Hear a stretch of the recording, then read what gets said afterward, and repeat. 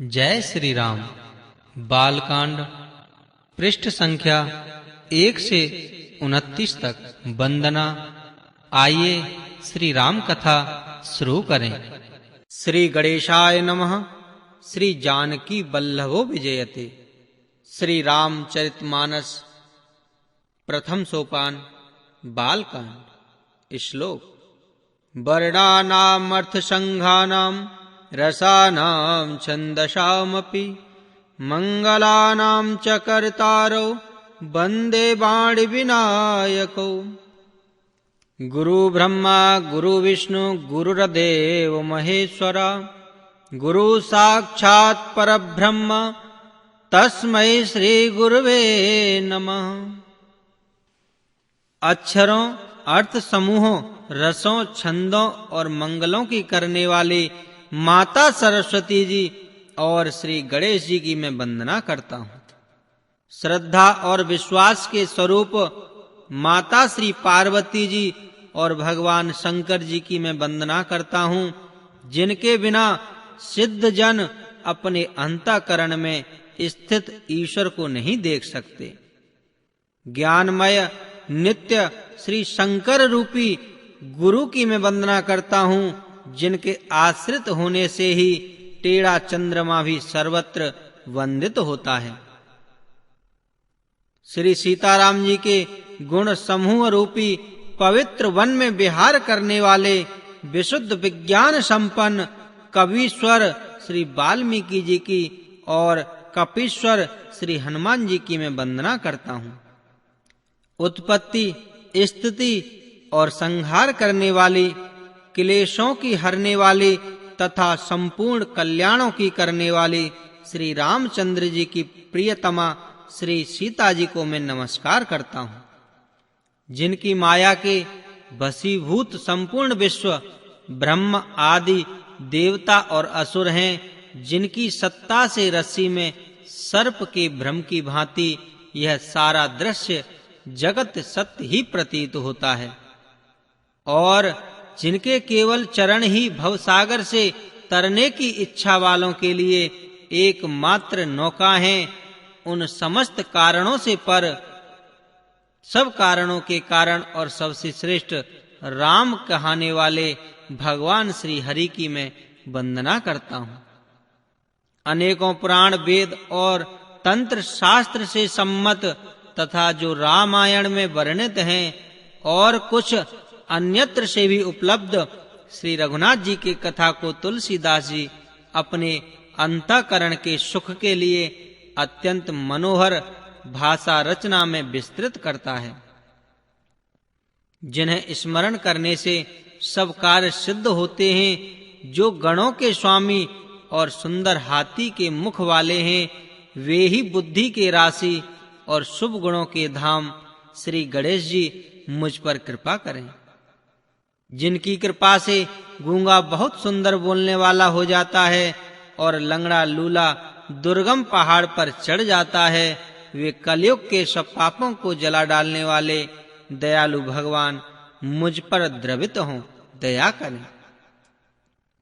जो नील कमल के समान श्याम वर्ण है, पूर्ण खिले हुए लाल कमल के समान जिनके नेत्र हैं, और जो सदा क्षीर सागर में शयन करते हैं, वे भगवान नारायण मेरे हृदय में निवास करें। जिनका कुंद के पुष्प और चंद्रमा के समान गौर शरीर है, जो पार्वती जी के प्रियतम और दया के धाम हैं, जिनका दीनों पर स्नेह है, वे कामदेव का मर्दन करने वाले भगवान शंकर जी मुझ पर कृपा करें। मैं उन गुरु महाराज के चरण कमलों की वंदना करता हूँ, जो कृपा के समुद्र और नर रूप में श्री हरि ही हैं, और जिनके वचन महामोह रूपी घने अंधकार के नाश करने के लिए करोड़ों सूर्यों के समान है। मैं गुरु महाराज के चरण कमलों की रज की वंदना करता हूँ, जो सुरुचि, सुंदर स्वाद, सुगंध तथा अनुराग रूपी रस से पूर्ण है। वह अमर मूल संजीवनी जड़ी का सुंदर चूर्ण है, जो संपूर्ण भवरोगों के परिवार को नाश करने वाला है। वह रज सुकृति पुण्यवान पुरुष रूपी शिवजी के शरीर पर सुशोभित निर्मल विभूति है और सुंदर कल्याण और आनंद की जननी है। भक्त के मन रूपी सुंदर दर्पण के मैल को दूर करने वाली और तिलक करने से गुणों के समूह को बस में करने वाली है। श्री गुरु महाराज के चरण नखों की ज्योति मड़ियों के प्रकाश के समान है, जिसके स्मरण करते ही हृदय में दिव्य दृष्टि उत्पन्न हो जाती है। वह प्रकाश अज्ञान रूपी अंधकार का नाश करने वाला है। वह जिसके हृदय में आ जाता है उसके बड़े भाग्य हैं। उसके हृदय में आते ही हृदय के निर्मल नेत्र खुल जाते हैं और संसार रूपी रात्रि के दोष दुख मिट जाते हैं। एवं श्री रामचरित्र रूपी मणि और माणिक्य गुप्त और प्रगट जहां जो जिस खान में है सब दिखाई पड़ने लगते हैं। जैसे सिद्धांजन को नेत्रों में लगाकर साधक सिद्ध और सुजान पर्वतों वनों और पृथ्वी के अंदर कौतुक से ही बहुत सी खाने देखते हैं। श्री गुरु महाराज के चरणों की रज कोमल और सुंदर नयनामृत अंजन है, जो नेत्रों के दोषों का नाश करने वाला है। उस अंजन से विवेक रूपी नेत्रों को निर्मल करके मैं संसार रूपी बंधन से छुड़ाने वाले श्री रामचरित्र का वर्णन करता हूँ।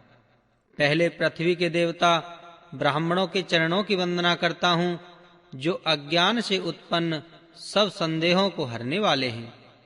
फिर सब गुणों की खान संत समाज को प्रेम सहित सुंदर वाणी से प्रणाम करता हूँ। संतों का चरित्र कपास के चरित्र जीवन के समान शुभ है, जिसका फल नीरस विशद और गुणमय होता है।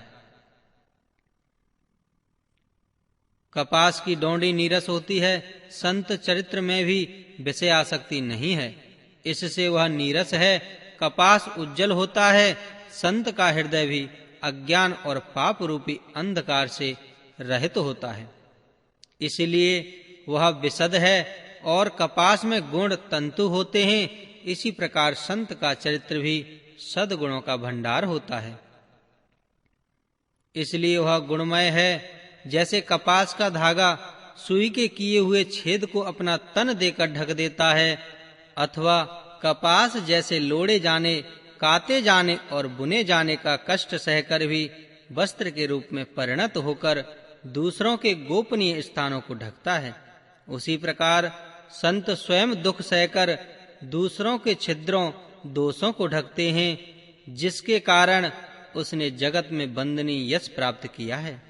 संतों का समाज आनंद और कल्याणमय है, जो जगत में चलता फिरता तीर्थराज प्रयाग है। जहां उस संत समाज रूपी प्रयाग में राम भक्ति रूपी गंगा की धारा और ब्रह्म विचार का प्रचार सरस्वती जी हैं। विधि और निषेध यह करो और यह न करो रूपी कर्मों की कथा कलयुग के पापों को हरने वाली सूर्य तनया श्री यमुना जी हैं। और भगवान विष्णु और श्री शंकर जी की कथाएं त्रिवेणी रूप से सुशोभित हैं, जो सुनते ही सब आनंद और कल्याणों की देने वाली हैं।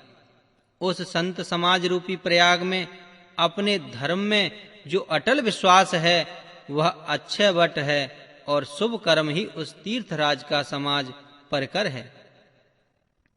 वह संत समाज रूपी प्रयागराज सब देशों में सब समय सभी को सहज ही प्राप्त हो सकता है, और आदर पूर्वक सेवन करने से क्लेशों को नष्ट करने वाला है। वह तीर्थराज अलौकिक और अखतनीय है एवं तत्काल फल देने वाला है। उसका प्रभाव प्रत्यक्ष है। जो मनुष्य इस संत समाज रूपी तीर्थराज का प्रभाव संपन्न मन से सुनते हैं और समझते हैं और फिर अत्यंत प्रेम पूर्वक इसमें गोते लगाते हैं, वे इस शरीर के रहते ही धर्म अर्थ काम मोक्ष चारों फल पा जाते हैं। इस तीर्थराज में स्नान का फल तत्काल ऐसा देखने में आता है कि कौए कोयल बन जाते हैं और बगुले हंस। यह सुनकर कोई आश्चर्य ना करे, क्योंकि सत्संग की महिमा छिपी नहीं है। वाल्मीकि जी, श्री नारद जी और ऋषि अगस्त्य जी ने अपने अपने मुखों से अपनी होनी जीवन का वृतांत कही है। जल में रहने वाले, जमीन पर चलने वाले और आकाश में विचरने वाले नाना प्रकार के जड़ चेतन जितने जीव इस जगत में हैं, उनमें से जिसने जिस समय जहां कहीं भी जिस किसी यत्न से बुद्धि, कीर्ति, सद्गति, विभूति, ऐश्वर्य और भलाई पाई है, सो सब सत्संग का ही प्रभाव समझना चाहिए। वेदों में और लोक में इनकी प्राप्ति का दूसरा कोई उपाय नहीं है। सत्संग के बिना विवेक नहीं होता और श्री राम जी की कृपा के बिना वह सत्संग सहज में नहीं मिलता। सत्संगति आनंद और कल्याण की जड़ है। सत्संग की सिद्धि प्राप्ति ही फल है और सब साधन तो फूल हैं। दुष्ट भी सत्संगति पाकर सुधर जाते हैं। जैसे पारस के स्पर्श से लोहा सुहावना हो जाता है, सुंदर सोना बन जाता है, किंतु देव योग से यदि कभी सज्जन कुसंगति में पड़ जाते हैं तो वे वहां भी सांप की मणि के समान अपने गुणों का ही अनुसरण करते हैं। अर्थात जिस प्रकार सांप का संसर्ग पाकर भी मणि उसके विष को ग्रहण नहीं करती तथा अपने सहज गुण प्रकाश को नहीं छोड़ती, उसी प्रकार साधु पुरुष दुष्टों के संग में रहकर भी दूसरों को प्रकाश ही देते हैं। दुष्टों का उन पर कोई प्रभाव नहीं पड़ता। परमपिता ब्रह्मा जी, भगवान विष्णु, महादेव श्री शंकर जी, कवि और पंडितों की वाणी भी संत महिमा का वर्णन करने में सकचाती है। वह मुख से किस प्रकार नहीं कही जाती, जैसे साग तरकारी बेचने वाले से मड़ियों के गुण समूह नहीं कहे जा सकते।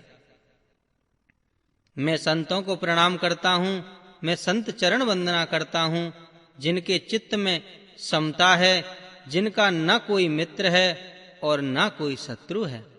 जैसे अंजलि में रखे हुए सुंदर फूल जिस हाथ ने फूलों को तोड़ा और जिसने उनको रखा, उन दोनों ही हाथों को समान रूप से सुगंधित करते हैं, वैसे ही संत शत्रु और मित्र दोनों का ही समान रूप से कल्याण करते हैं। संत सरल हृदय और जगत के हितकारी होते हैं।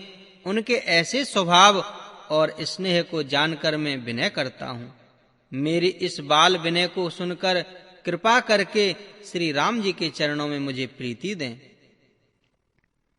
अब मैं सच्चे भाव से दुष्टों को प्रणाम करता हूँ, जो बिना ही प्रयोजन अपना हित करने वाले के भी प्रतिकूल आचरण करते हैं। दूसरों के हित की हानि ही जिनकी दृष्टि में लाभ है, जिनको दूसरों के उजड़ने में हर्ष और बसने में विषाद होता है, जो श्री हरि और हर के यश रूपी पूर्णिमा के चंद्रमा के लिए राहु के समान हैं। अर्थात जहां जहां कहीं भगवान विष्णु या श्री शंकर जी के यश का वर्णन होता है, उसी में वे बाधा देते हैं और दूसरों की बुराई करने में सहस्रबाहु के समान वीर हैं, जो दूसरों के दोषों को हजार आंखों से देखते हैं और दूसरों के हित रूपी घी के लिए जिनका मन मक्खी के समान है।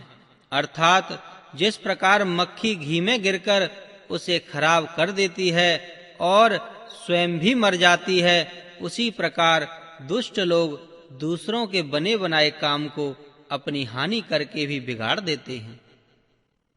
जो तेज दूसरों को जलाने वाले ताप में अग्नि और क्रोध में यमराज के समान है, पाप और अवगुण रूपी धन में कुबेर के समान धनी है, जिनकी बढ़ती सभी के हित का नाश करने के लिए केतु पुक्षल तारे के समान है और जिनके कुंभकर्ण की तरह सोते रहने में भी भलाई है। जैसे ओले खेती का नाश करके आप भी गल जाते हैं, वैसे ही वे दूसरों का काम बिगाड़ने के लिए अपना शरीर तक छोड़ देते हैं। मैं दुष्टों को हजार मुख वाले शेष जी के समान समझकर प्रणाम करता हूँ, जो पराये दोषों का 1000 मुखों से बड़े रोष के साथ वर्णन करते हैं। पुनः उनको राजा पृथु, जिन्होंने भगवान का यश सुनने के लिए 10,000 कान मांगे थे, उनके समान जानकर प्रणाम करता हूं। जो 10,000 कानों से दूसरों के पापों को सुनते हैं, फिर इंद्र के समान मानकर उनकी विनय करता हूं। जिनको सुरा, मदिरा, नीकी और हितकारी मालूम देती है, इंद्र के लिए भी सुरानीक अर्थात देवताओं की सेना हितकारी है। जिनको कठोर वचन रूपी वज्र सदा प्यारा लगता है और जो 1000 आंखों से दूसरों के दोषों को देखते हैं, दुष्टों की यह रीति है कि वे उदासीन शत्रु अथवा मित्र किसी का भी हित सुनकर जलते हैं। यह जानकर दोनों हाथ जोड़कर यह जन प्रेम पूर्वक उनसे विनय करता हूं। मैंने अपनी ओर से विनती की है, परंतु वे अपनी ओर से कभी नहीं चूकेंगे। कौओं को बड़े प्रेम से पालिए, परंतु वे क्या कभी मांस के त्यागी हो सकते हैं?